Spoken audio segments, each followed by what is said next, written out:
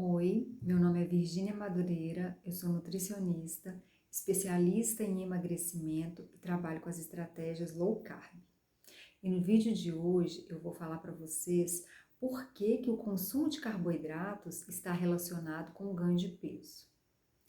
Bom, os estudos hoje nos mostram que existem dois fatores que vão determinar a quantidade de gordura que nós acumulamos no nosso corpo.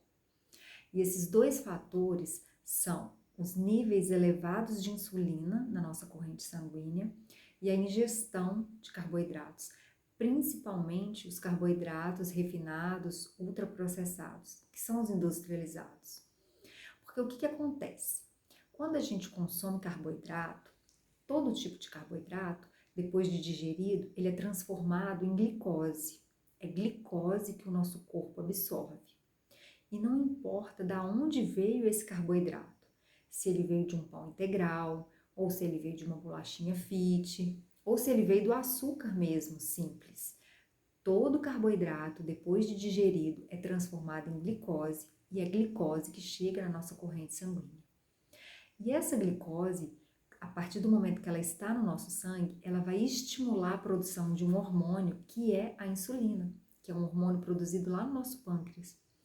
Esse hormônio, ele tem a principal função de retirar a glicose do sangue o mais rápido possível e colocar ela dentro das células para gerar energia. Porque se a glicose ficar no nosso sangue, ela é tóxica e começa a lesionar os nossos nervos.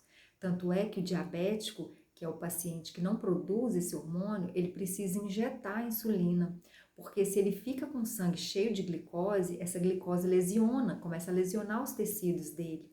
É muito comum, por exemplo, no diabético descompensado, que é o diabético não tratado, ele ter lesões lá nos nervos inferiores do pé, às vezes chega a ter que amputar um dedo, às vezes chega a ter que amputar o próprio pé, por causa dessa toxicidade da glicose presente no sangue.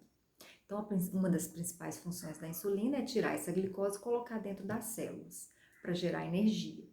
A gente consegue estocar um pouco de glicose no músculo, um pouco de glicose no fígado. O fígado é como se fosse um pequeno almoxerifado do nosso corpo. Só que o que acontece? Hoje em dia, a quantidade de carboidrato que a gente ingere nessa nossa alimentação ocidental é muito maior do que a quantidade que a gente precisa, é muito maior do que a quantidade que a gente consegue estocar no fígado e no músculo. Essa glicose extra precisa ser armazenada em algum local, porque no sangue ela não pode ficar.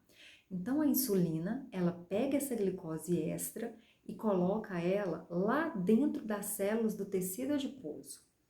Ela transforma essa glicose em triglicérides.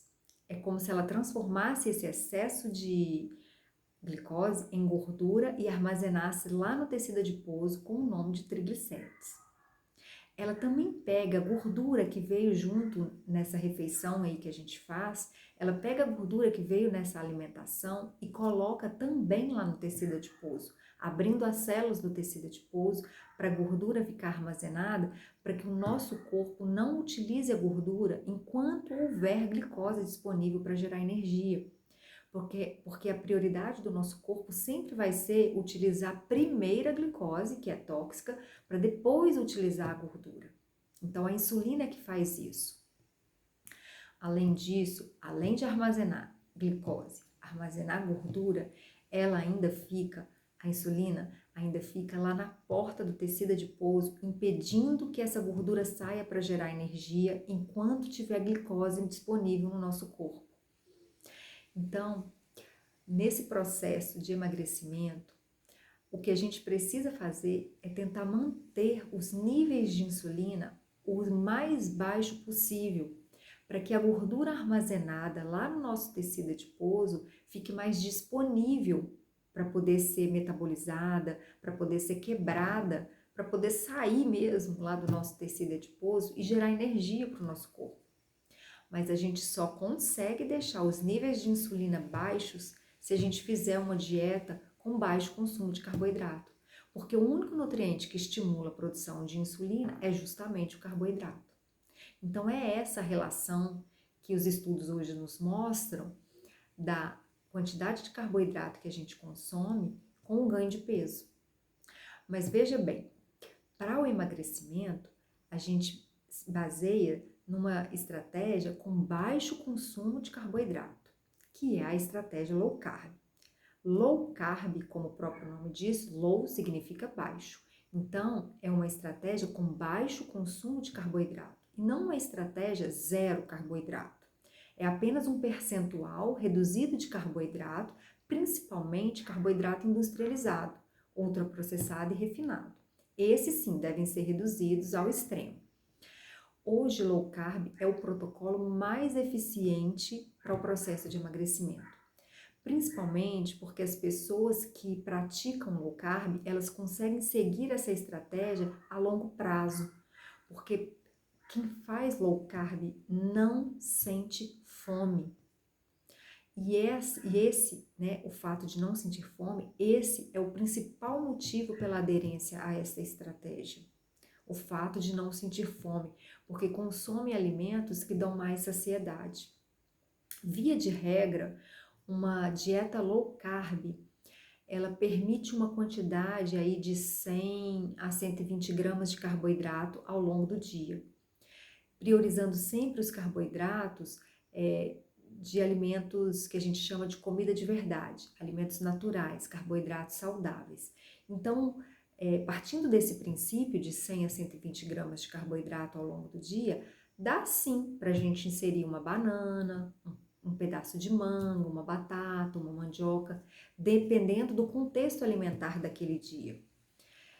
Que hoje as pessoas fazem muito terrorismo e falam que low carb só pode comer carne, ovos, abacate, coco e morango. E não é bem assim. Para o emagrecimento não precisa ser assim.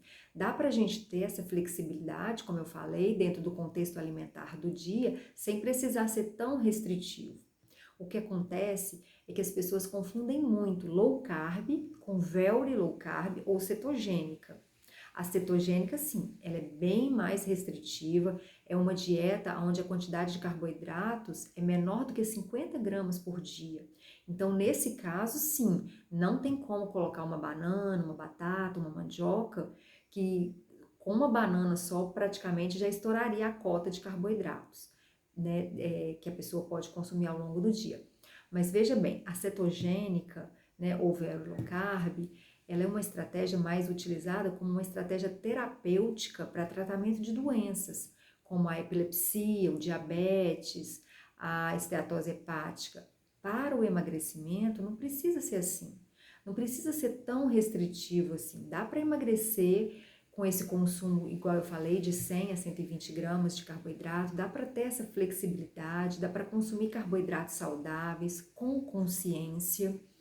Porque, veja bem, se a gente for ficar só à base de carne, ovos, abacate, coco, fica muito restritivo e aí a aderência a longo prazo acaba perdendo, porque fica cansativo, fica desestimulante e a pessoa acaba desistindo, porque afinal de contas, alimentar também é um ato de prazer, né? Então, assim, para o emagrecimento, a gente precisa sim restringir carboidratos, mas principalmente os carboidratos industrializados.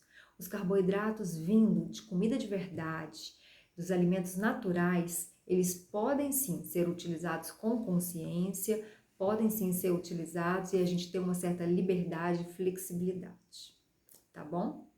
Então é isso, eu espero que você tenha entendido aí essa relação entre os carboidratos e o processo de ganho de peso. Eu espero que esse vídeo também possa ter contribuído aí um pouquinho nesse seu processo de emagrecimento. E se você gostou desse vídeo, deixe aí o seu joinha, o seu coraçãozinho, se inscreva no canal, compartilhe, tá bom? Um beijo grande e até o próximo vídeo.